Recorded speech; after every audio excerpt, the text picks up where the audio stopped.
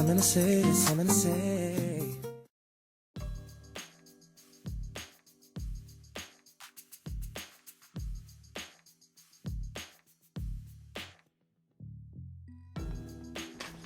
Over here, we've got Slades.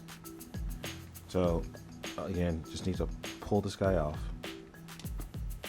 So use this, pop it right out. Put this with the collection. Now, trying to be careful not to actually touch the pads on my slippery hands here, because I don't need grease on my friction surfaces. But like I said, I'm going to torque this guy back down all the way anyway. So the slipper's shouldn't be doing any slipping. Okay, so got there, and I've got the actual clutch assembly there. Put these two things together here. Feed this back onto the shaft.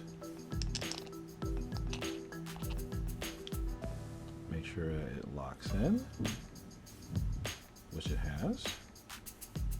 Great. And now put the rest of the assemblies back on. So I have my spring and a little washer to help take some of the spring force. This back down. Now again, for my application, I'm torquing this guy down all the way, but common suggestion is for a standard application, you torque it all the way down and then you back it off about a quarter turn. That should give you enough torque for average running. Since Slade's going in a speed run application, I don't want any slip, so it's going to be all the way down. That's it, that's all in. So now let's go, we get to put it all back together. So I've already put my washer on the other side there, so washers are in place.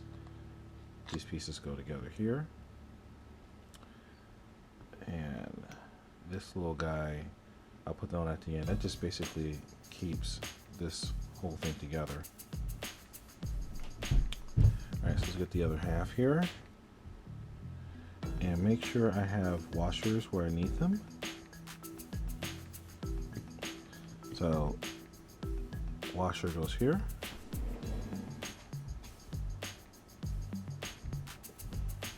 And one more washer should go right on here, which looks like I misplaced, so I'll just grab another one from the pack. I know it's around here somewhere, but that's okay, I have more.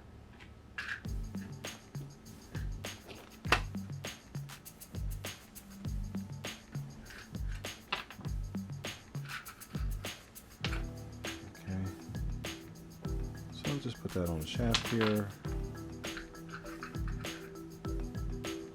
and everything. There's plenty of grease on everything right now, but I'll just go ahead and put a little bit more on just these couple shafts here.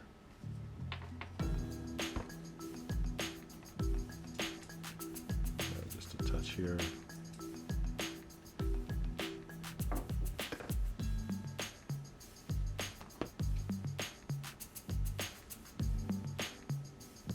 And really, this is just to help this shaft slide into place. You have the bearings already suspending everything. Okay, so these two things, these two sides of the output shaft just slide right together. And ta-da, you have the housing. Now this right here, this is like an access port. So you can put grease inside of here. I'm just going to go ahead and put a little bit of grease in here and let it get inside. And that's just going to go on the actual gear surfaces.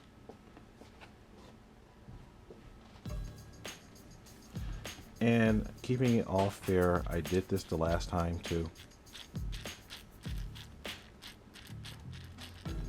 So this is no more greased than it was the last time I rebuilt it. Just making sure that we're all back to neutral. Okay. All right. So now you just get to put it back together, the same process as before.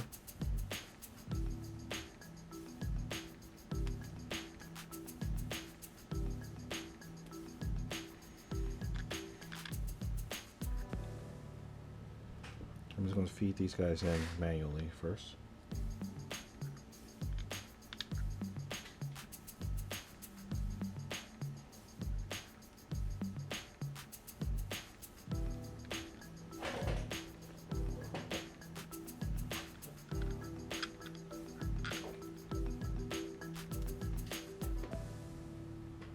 Alright, so these are all of these guys.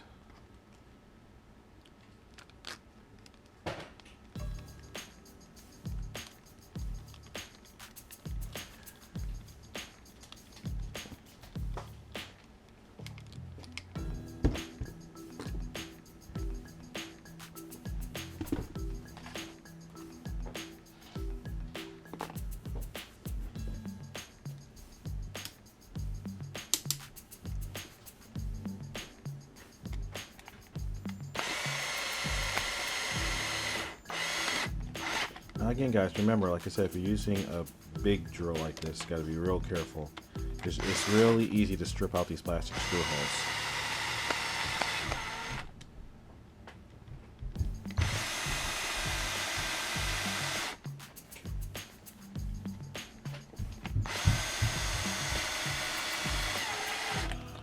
And there are a lot of little tricks to try to rejuvenate a stripped out plastic screw hole, but it's a whole lot easier just to not strip out the screw hole in the first place. Alright, so I'm just double checking the torque like I always do. Alright, so that's all together. So let me just go ahead and start reassembling now. Like I said, the process isn't too difficult. So again,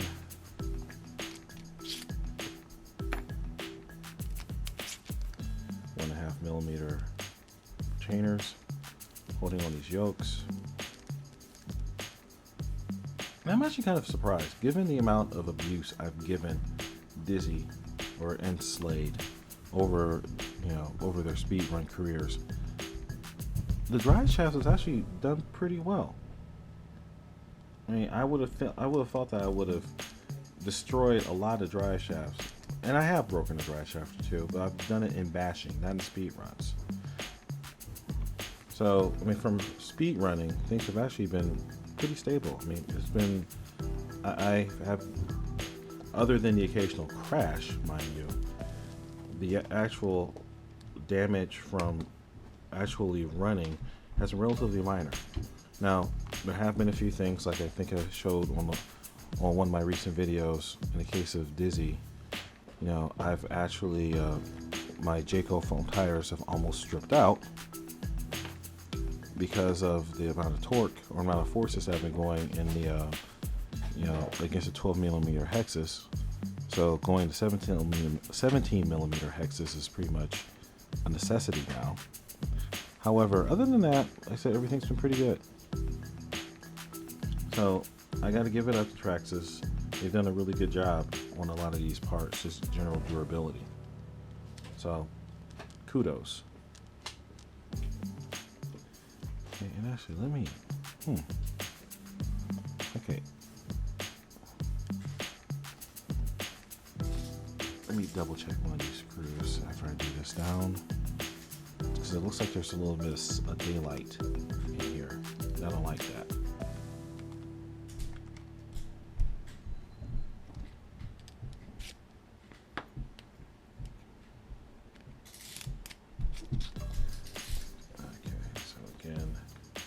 Well, that's good. On the housing there. Okay, I see. There's no screw holding the front of the housing together. That's just going to be held together by the clamping force of being inside of the, being held down by this bottom piece. So, that just is what it is. So, these guys, they're all torqued as much as I want, as I feel comfortable torquing. Okay, so that's in place. Alright, so putting it all back together. Let's see my whole clutch thing. parts just hanging. Alright, so probably the easiest thing to do is just go ahead and put the suspension arms back in place. So, say this goes in here. And this is just a nice little thing. So for the Rustler VXLs, you get this nice little hinge pin that goes in here that has the hex key on it. For the RTRs, you've got the little C clip. Actually, I don't know. Let me back off on saying that definitively. I'm not sure if the VXLs get the little C clip thing either stock. I know at some point along the way I had to upgrade to that, but this is very useful. Then there's no slop in this for some reason, which is good. There's a lot of slop in some of the other models, but for that one, it's actually pretty nice. But if there was slop, all you need to do is add the washer, like I was saying. I mean, for a lot of times you don't really get these parts apart very often, so it's generally a good thing to just go ahead and take care of these little issues like that along the way, you know, now where you don't really have to think about it. This is a whole lot more difficult to try to, you know, go back and completely tear things apart and do these little things either. So I've already greased these little slides because this thing was apart not that long ago. So I think we're all set.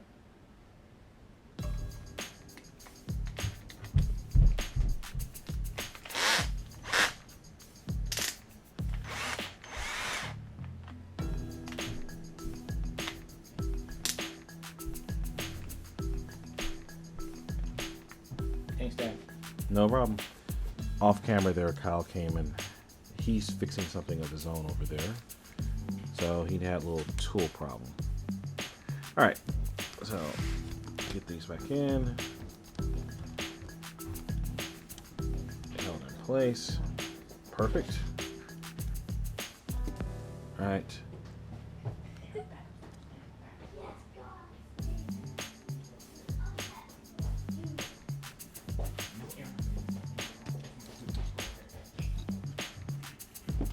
So in the background, Aaron and Kyle both just ran in and both ran out.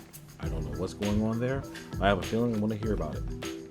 Okay, so now putting this back together, there's these two little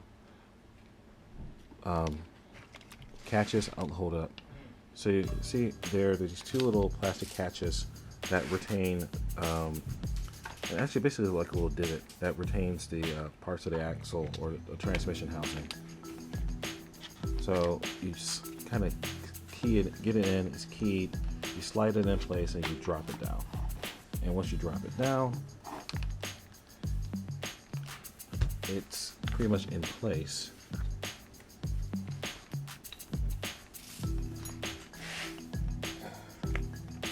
I'm trying to do this on camera so you guys can see. There we go. So it just pops in. So now that it's on,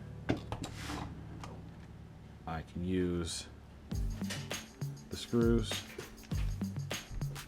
put them back in place,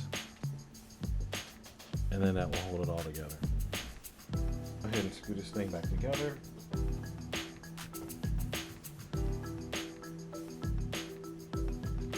And again, like I was saying, being careful not to use too much torque and destroy things.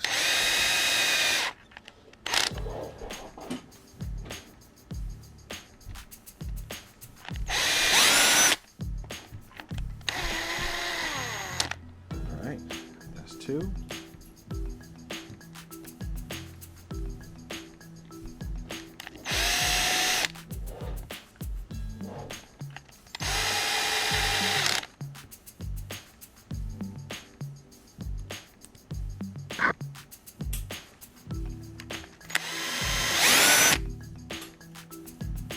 Okay, and now we get these two pieces up here.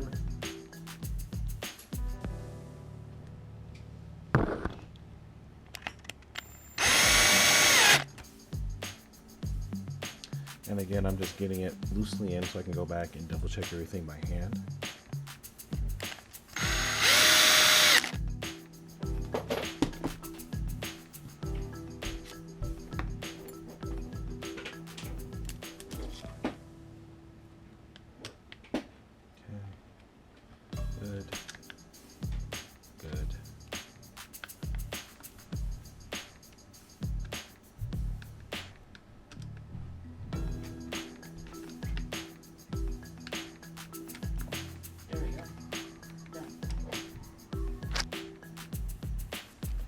Alrighty, so that's in place. So now I get to put the motor back together, or the motor back in place. I'll grab the pit stand and help me with this part.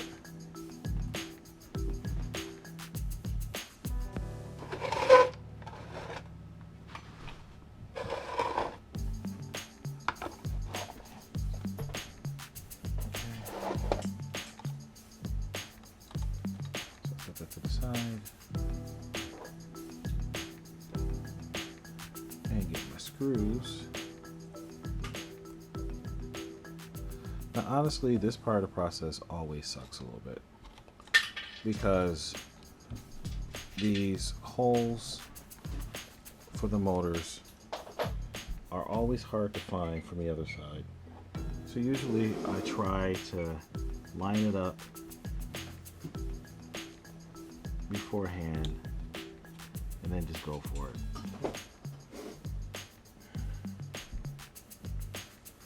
So let me use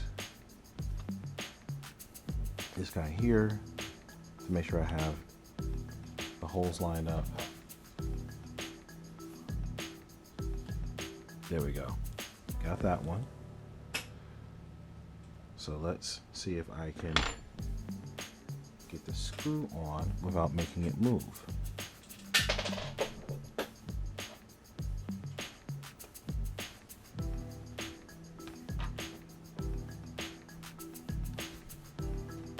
It always helps when you use the right bit.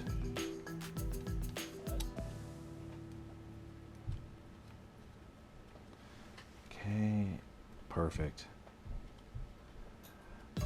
Okay. So now, let's see where the hole is here. Right there.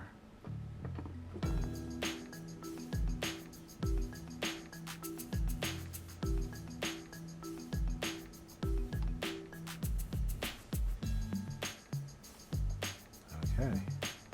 Looks like I got it. Sweet. Alright, now I get to try to feed this thing back on.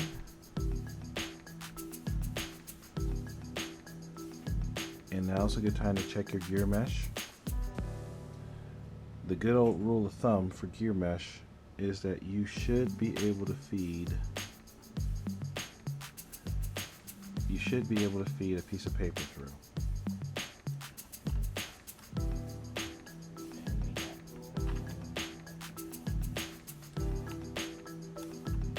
So let me first make sure that this thing is caught the right part of the drive shaft, or the output shaft of the motor, I should say.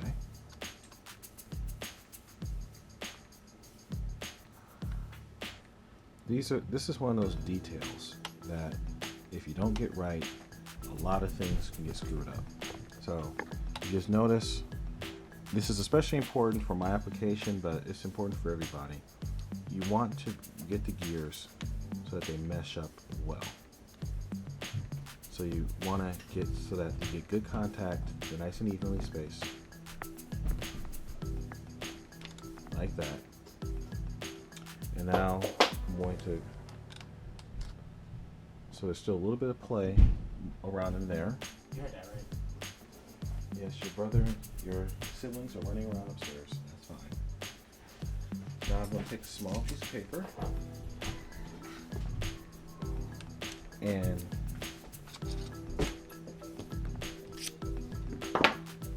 going to loosen up the bottom side of here, just so it can move slightly. And I think we're cinched on pretty well. So I'm just going to feed this through, and a piece of paper fits through just fine.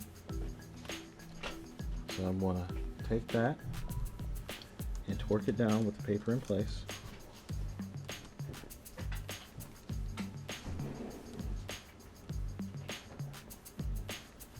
And now torque down the other side. That's going to hold it nice and secure. And that should allow sufficient spacing. So so that the gears have a good mesh. Okay. Just like that. Perfect. Okay, so I'm going to take the opportunity to put a little bit more lube on these gears. And just so you guys know that this is fair, I did this before the break-in, or before the last benchmarking. So the stock gears had just as much lube on them as this. So I'm just going to run this through a little bit.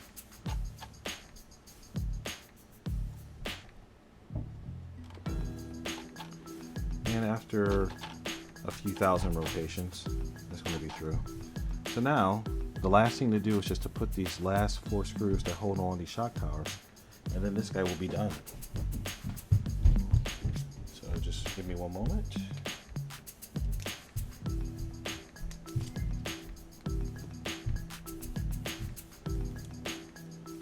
And again, you just have to be careful with these guys because they like to try to slide out.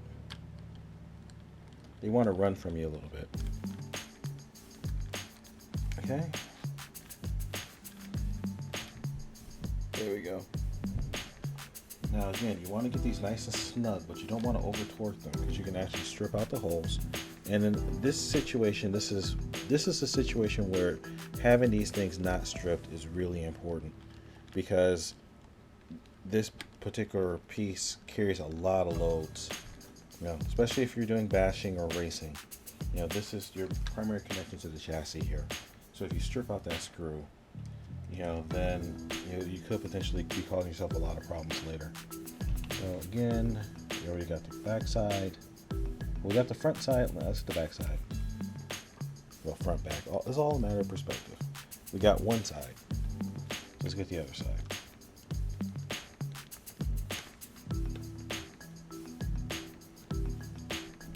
Okay, awesome. Let's get the last screw. So I see the hole way down over there.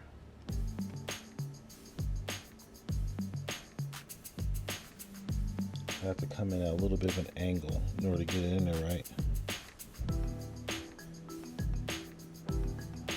Got it.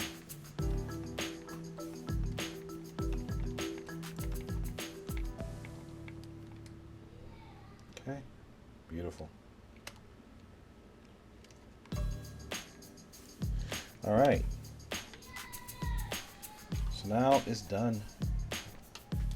So at this point, I just need to attach the last 3 screws that are holding in, you know, my spoiler. So I'll go ahead and do that now.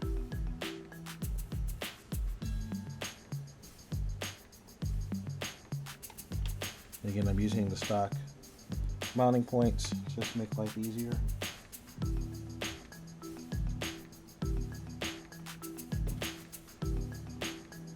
So this piece, I always forget the order of which ones go which. This guy's over here.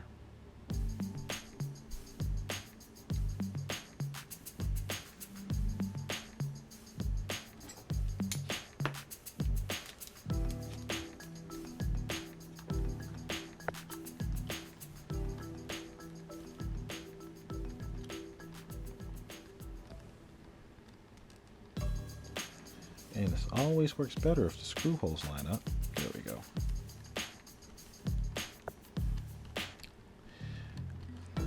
And again, because this is plastic in the plastic, I like to make sure I get, you know, hand torquing so I don't strip out this hole. Let's rotate this around now. So I have these last 2 mounting holes, way down here and way over there. It's got the big dog on the bottom.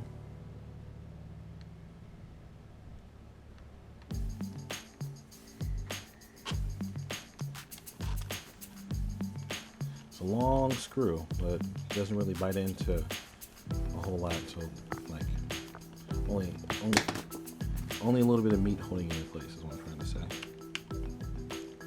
Okay.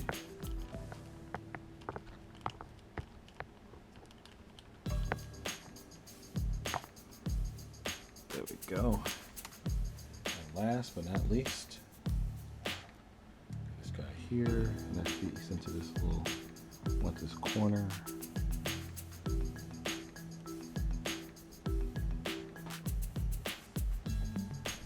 And again, this will be a lot easier had I not fused everything into place.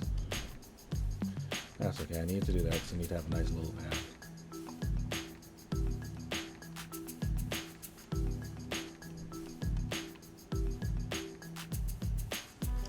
And when I say little path, I talked about that before, but when you're putting things together, forces flow like water. So you start off on at one point and have to have a nice little path to go through a structure, and all the loads from one area typically flow into another area, following a load path. If your load path is nice and strong, you have a nice strong structure. If your load path is not strong, then you get issues. Then things will break. So, Slade is back together. So now we have Boca Bearings, Boca Ceramic Lightning Bearings, ta-da, on each corner. So the next step of the process is me doing a break-in run, and that's going to make sure that, because these bearings have a kind of a solid grease on there that need to be broken in before you do your runs. If you don't do that, then if you don't break them in, then you're not going to get the full benefit. So, well, I mean, either way, when you run them, they will break in, but they need to be loosened up through a break-in process. So in order to get the best possible numbers, I'm just going to go ahead and, like I said, do a break-in, run a pack through, and this hole may be stripped out. Great. Oh well. But yeah, just to make sure I get the best. Oh no, it isn't. There we go. But again, sorry, going bounce back and forth. But just to make sure that you get the most efficient, or get the best numbers here, I'm going to go ahead and run through a pack as a break-in. I'm going to get that on film, and then I'm going to come back, and then we're going to do the run for the record. So go officially, with the same pack that I used before on the same benchmark, and we're going to see, if these Boca bearings have any improvement versus what we have stock. This is a little long, so I may end up breaking up into two parts, but it's not that long a process if you just focus and knock it out. I had a lot of distractions going on, but it's budget an hour and a half, do the whole vehicle, and it's not that bad an investment. I think that these lightning bearing kits for the Slash 2-wheel drive and the Rustler Bandit, and it might even fit the 2-wheel drive Stampede, I'm not sure, but I'm pretty sure it probably will. But it's $70, and or if $79, I'll splice in the right price. I mean, that's not cheap, but for a pretty big bang for the buck item, I think that, well, I shouldn't project. It definitely did have a measurable impact on Dizzy, and I have no reason to believe that these won't have a similar impact on Slade, but we'll see. Alright guys, again, sorry for holding you a little longer than before, but don't forget to like, comment, subscribe. Check me out on Facebook, Instagram, and all the other social media outlets, and don't forget to like, comment, and subscribe. And as always, remember the mantra: fly, fix, fly, break it, fix it, and do it all over again. Alright, I'll see you guys momentarily. Peace.